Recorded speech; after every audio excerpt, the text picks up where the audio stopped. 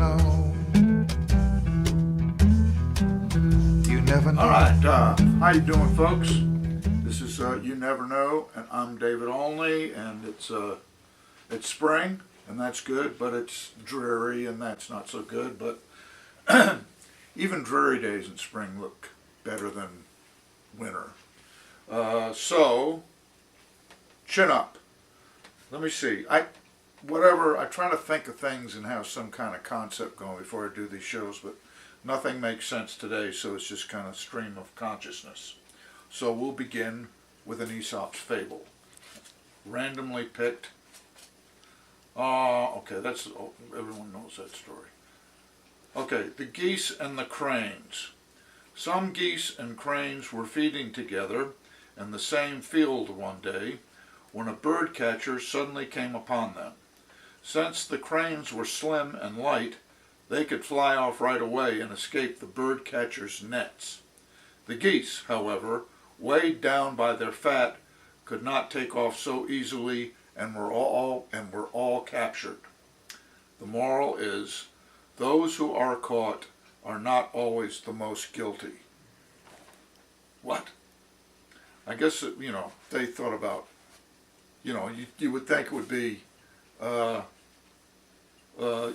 slim down or you'll get caught. But they thought of things differently back then.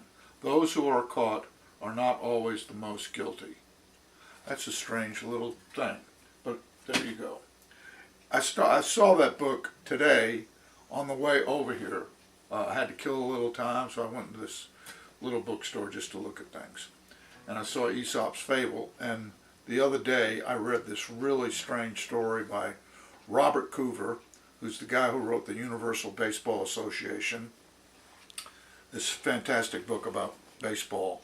It's about how mythology gets started.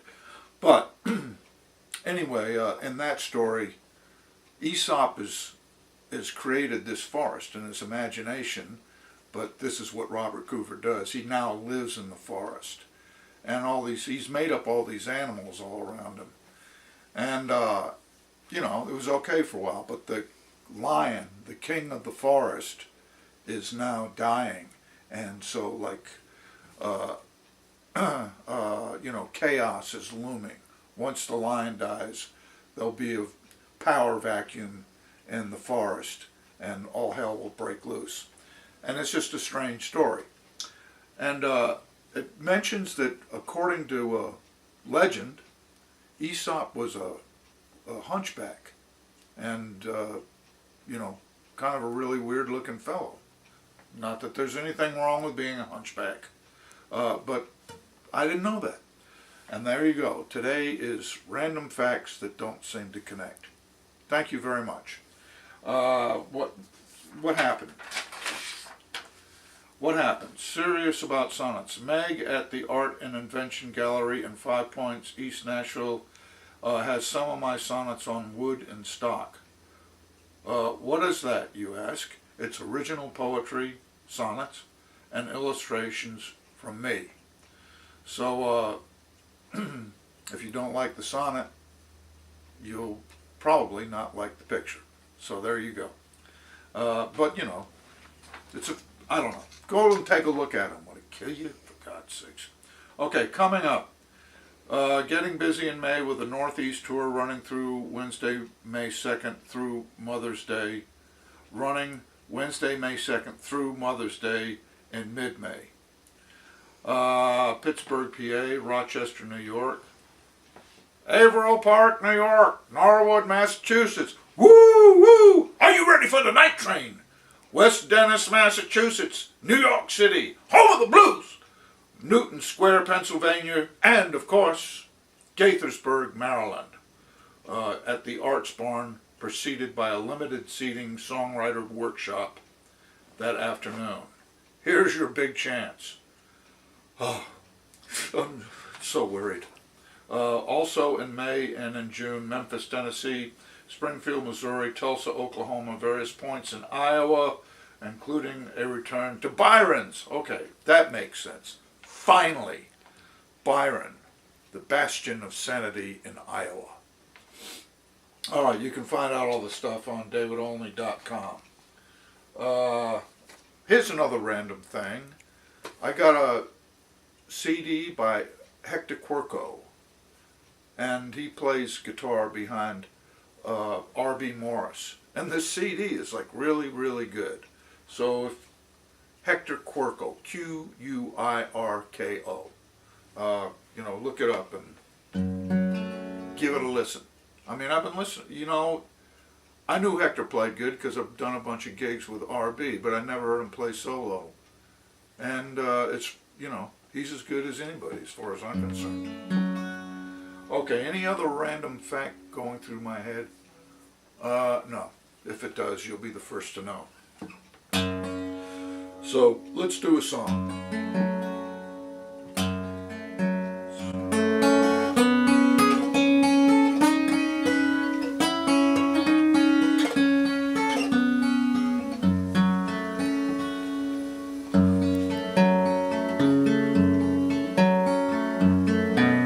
Have I ever told you I was once quite the ladies' man? My suits were Italian, my color vermilion, my words soft as satin, the language of love. My life was the movies, and I was the leading man, the dashing romantic, with a touch of the tragic. My profile was perfect, and the language was love. Yes, sir, Mr. Barrymore, you must have been something back then. They must have been wonderful years, and they won't come again. Yes, sir, Mr. Barrymore, can I pour you another?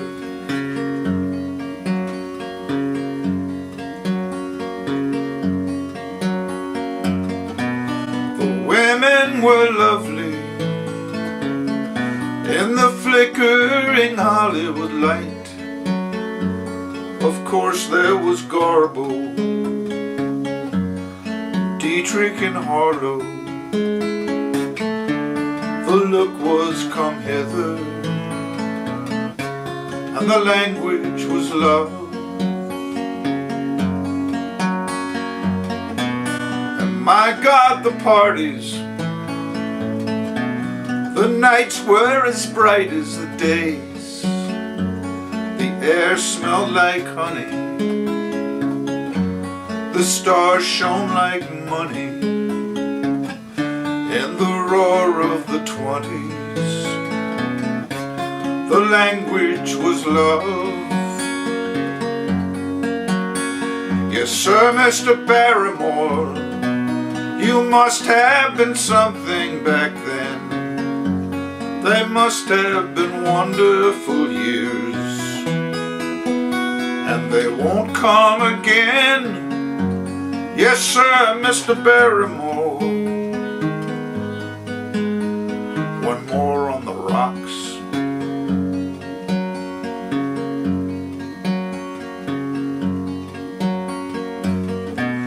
And this was a gay town, as wild and as free as the night. We lived with a passion, we loved with abandon. We were storybook heroes, and the language of love.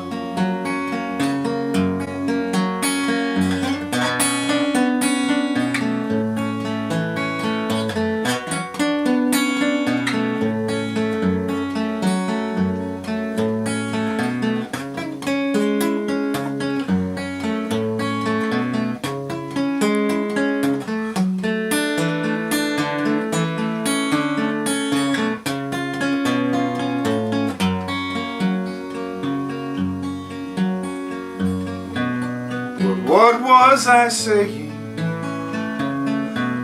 And where has everyone gone? Quickly, bartender, pour me another. Better make it a double. One more for the road. Yes, sir, Mr. Barrymore, are you sure you can make it all right? Yes, the bar's closing down. Better call it a night. Yes, sir, Mr. Barrymore, let me call you a cab.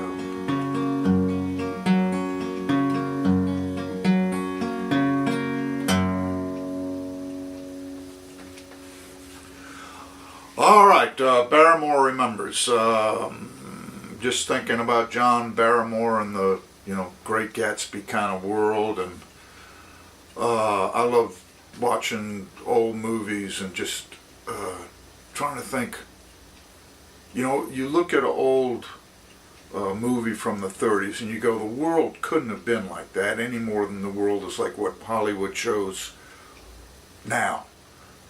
It's dressed up, but you kind of get a glimpse of what people were thinking about just to come up with these weird movies.